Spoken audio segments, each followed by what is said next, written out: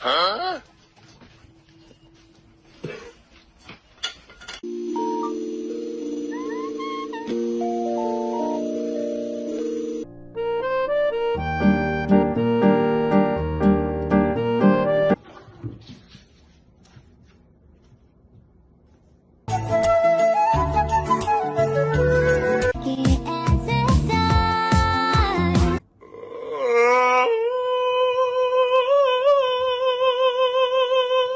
You're the coffee that I need in the morning. You're my sunshine.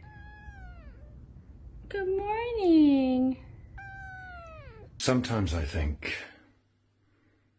and then I forget.